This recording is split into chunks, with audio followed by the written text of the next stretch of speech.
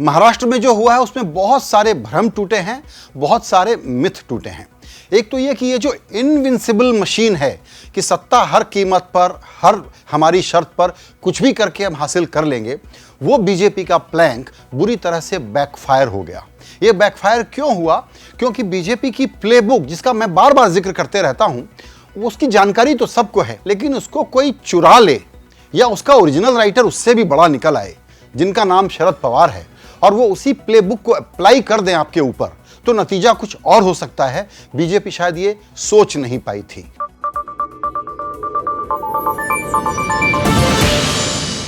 तो पहले महाराष्ट्र में बहुमत न मिलने के कारण शिवसेना जब छिटक गई और शिवसेना ने जाकर के कांग्रेस और एनसीपी से बात कर ली और लगा कि सरकार बन जाएगी, तो जिस तेजी से बीजेपी ने मुंह अंधेरे चुपके चुपके राज्यपाल के कमरे के अंदर बैठ करके सरकार बनाने की कोशिश की, जिसमें संविधान से जुड़े हुए बड़े सवाल खड़े हो गए थे, और अजित पवार ने जब दगा कर दिया कि वहां जाकर के शपथ ले ली और उसके बाद लगा कि ये तो कांग्रेस, एनसीपी और शिवसेना का खेल चौपट हो गया। ऐसे खेल को वापस समेटना,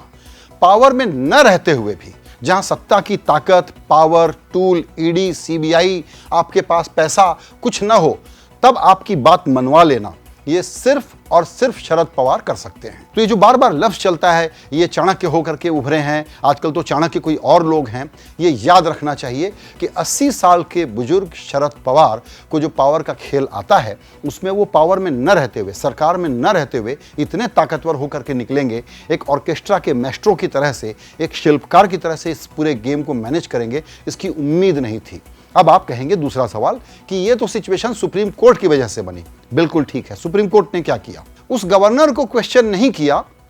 जिन्होंने पहले कहा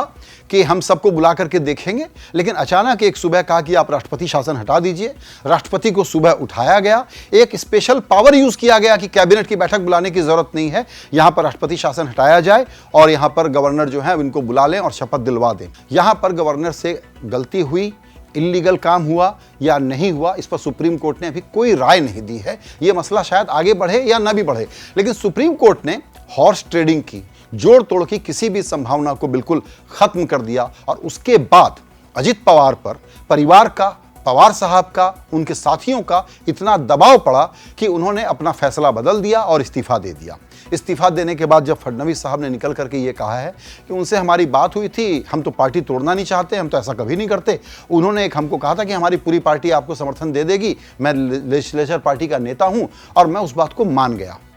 लेकिन उसके बाद अगर अजित पवार लौट गए हैं 2 दिनों के अंदर अंदर, तो या तो ये इमोशनल इशू है, या दबाव है, या पवार साहब से नाराजगी के बावजूद, क्योंकि उत्तराधिकार का संघर्ष अजित पवार कई समय से झेलते आए हैं, उसके बावजूद उस मनमुटाव से दूर होने के बाद, बीजेपी के लॉलीपॉप के बाद, पावर शेयर के बाद, अगर वो मुख्यमंत्री बनने के बाद वापस चले गए, तो जाहिर है कि कोई एक बड़ा पॉलिटिकल आर्ग्यूमेंट रहा होगा उनके पास। बहुत लोग अब मजाक में एक बात कहते हैं, उसको समझने की जरूरत है। कहीं ऐसा तो नहीं है कि ये स्क्रिप्ट लिखी हुई थी कि भाई तुम पर केस मुकदमे हैं, जाओ बीजेपी के साथ सो लो, अपना केस मुकदमा साफ करा लो, फडणवीस साहब की लॉन्ड्री से साफ सुथरे होकर के आ जाओगे, परसेप्शन जीत जाओगे, उसके बाद हम तो मिलकर के सरकार बना ही रहे हैं, क्योंकि उनके पास नंबर नहीं है। ये रिस्क पवार साहब ही ले सकते थे। Man of the match Pawar साहब क्यों है इसमें? क्योंकि शिवसेना के साथ जुगलबंदी, आइडियोलॉजिकल डिफरेंस आप सोच नहीं सकते। कांग्रेस और एनसीपी के बीच एक रिश्ता है, लेकिन कौन किस पर कितना भरोसा कर ले, इस पर सबके मन में सवाल थे। फिर स्लो मोशन में ये चर्चा चली कि कॉमन मिनिमम प्रोग्राम बनेगा, इन्होंने भी बहुत वक्त लगाया, इतना देर कर दिया अपना सारा फैसला तय करने में कि कैसे ये महाराष्ट्र विकास अघाड़ी चलेगी, इसके बारे में बात करने में वक्त लगाया, और झटके में उधर देवेंद्र फडणवीस जाकर के राज्यपाल से अपना न्योता लेकर के आ गए। तो पवार साहब के सामने ये सवाल था कि अगर मैं एक सरकार बनाने के लिए बढ़ रहा हूं, तो ये कैसे इंश्योर होगा कि मेरी पार्टी न तोड़ने की कोशिश करेगी बीजेपी, कांग्रेस टूट सकती है, शिवसेना टूट सकती है। लेकिन इतने लंबे प्रोसेस में चूंकि सारे टर्नकोट हार गए थे, तो ये चमत्कार ही हुआ है कि थैली खोलने की, कोई भी डील लेने की सारी संभावनाओं के बावजूद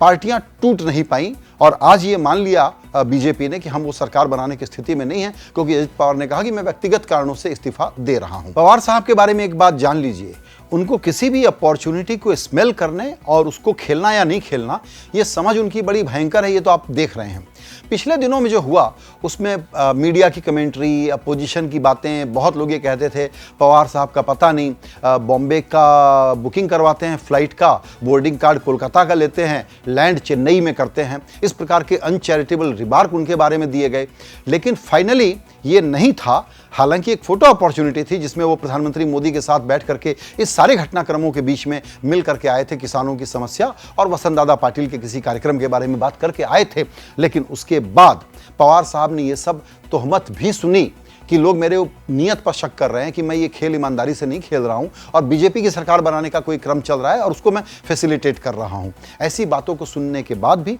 पवार साहब ने अपना धीरज बना करके रखा और पवार साहब ने इस अपॉर्चुनिटी को ठीक से भांप लिया था। जैसे हम बीजेपी के बारे में हमेशा कहते हैं कि वो गेम डिसाइड कर देती है, आउटकम डिसाइड कर देती है, अब आप कुछ भी करो आउटकम वही होगा। यहां पहली बार पवार साहब के रूप में एक ऐसा शख्स इनको मिला है जहां वो स्क्रिप्ट लिख रहा है, वो आउटकम डिसाइड कर रहा है और उस आउटकम को अचीव कर रहा है। नहीं, इसीलिए पवार साहब ने कहा भी था कि ये गोवा नहीं है, ये महाराष्ट्र है।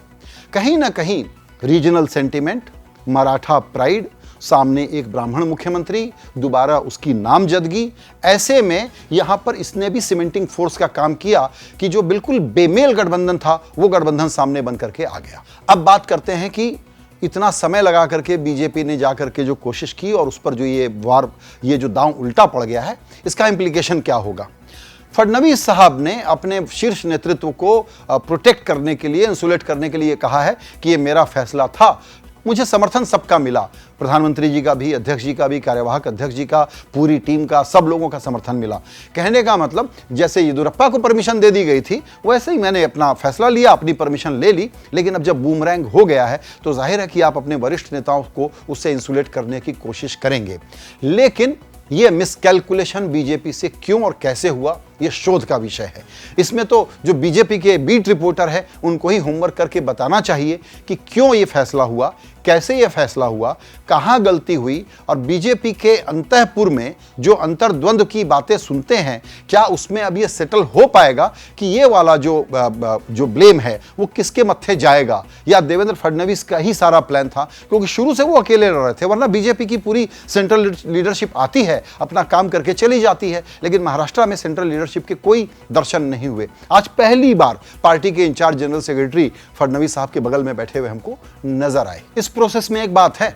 देवेंद्र फडणवीस एक बीजेपी के लोकप्रिय नेता रहे, एक अच्छे मुख्यमंत्री रहे, he is basically a good man. लेकिन उनका बड़ा लॉस ऑफ फेस हुआ है इसमें, क्योंकि अब उनको भी ये क्लैरिफाई करना पड़ेगा कि आपने अजित पवार पर भरोसा कैसे किया और ये गेम इतनी कच्ची क्यों निकली। तो ये तो खैर फडणवीस साहब की बात रही। जो दूसरी बात होगी कि आइडियोलॉजी का जो सवाल उठेगा कि कोई लेना देना नहीं, वो सारे मिल गए, तो आइडियोलॉजी के मामले में ये भी होगा कि आप एनसीपी के साथ, जहां पर कि आप इनकी जांच कर रहे थे अजित पवार की, उनके साथ क्यों पार्टनर होने को तैयार हो गए। तो बीजेपी का आइडियोलॉजिकल प्लैंक हो, कम या खराब या ज़्यादा अच्छी या ज़्यादा बुरी राजनीतिक तिकड़में जो होती हैं उसको अडॉप्ट और अप्लाई करने का सवाल हो, उसमें अब कोई पार्टी किसी पर उंगली उठा नहीं सकती है।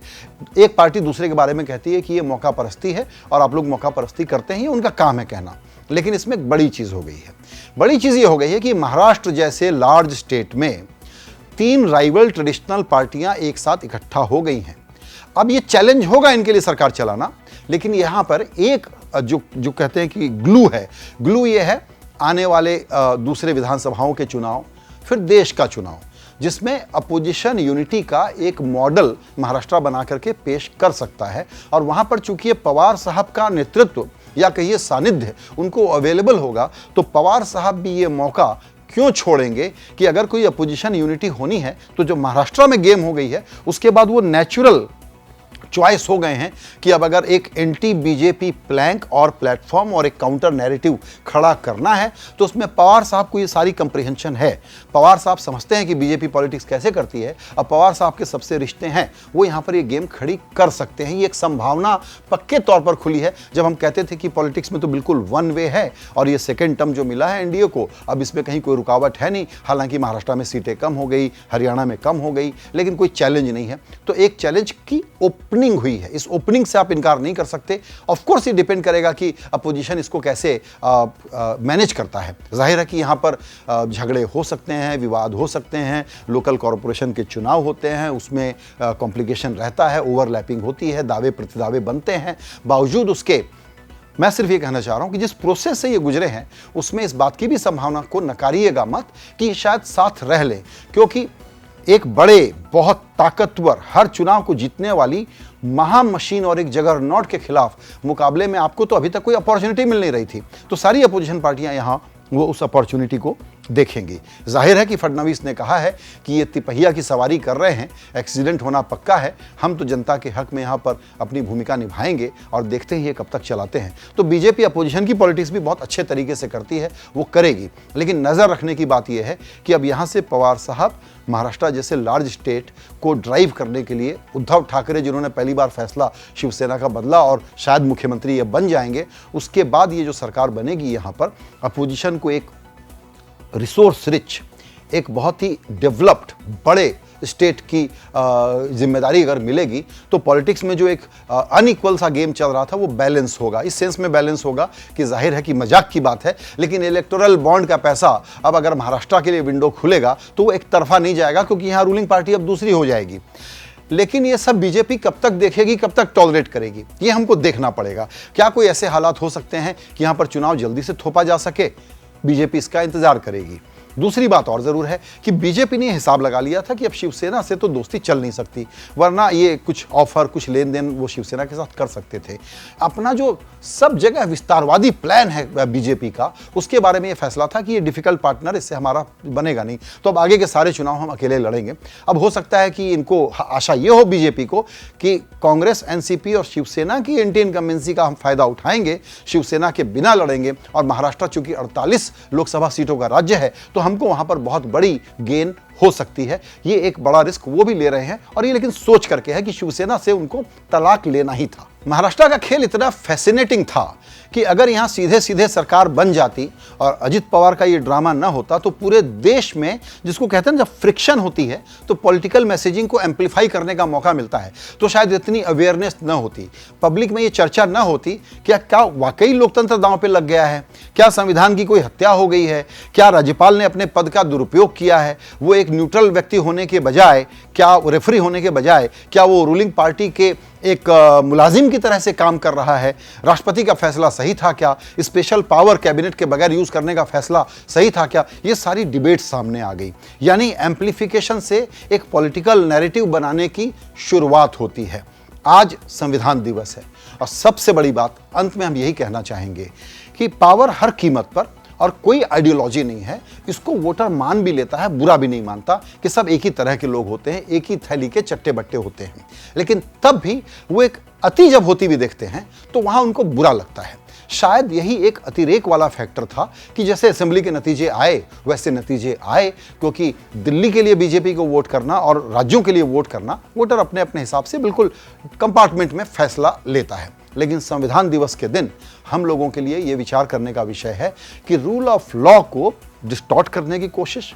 हर कीमत पर पावर लाने की कोशिश, किसी भी पार्टी में तोड़फोड़ करना, 20-20 एमएलएस का डिस्क्वालीफाई हो जाना और एंटी डिफेक्शन लॉ का बिल्कुल मखौल उड़ा देना, राज्यपाल को अपनी भूमिका ठीक से नहीं निभाना, ये सारे बहुत बड़े प्रश्न इस घटना ने शार्प फोकस कर दिए हैं। और बड़ी ज़रूरत है कि इस पर और ज़्यादा चर्चा हो और पब्लिक इस डिबेट में ज़्यादा इन्वॉल्व हो कि देश को रूल कायदे से, नियम कायदे से, संविधान से चलना है कि हेकड़ी और दादागिरी से चलना है। और यही पर यहाँ पर एक सबक है जो बीजेपी के लिए भी है कि हर वक्त चौबे जी, छब्बे जी बनने का एम्बिशन तो रख सकते हैं, लेकिन कभी कभी दुबे जी बन जाना पड़ता है।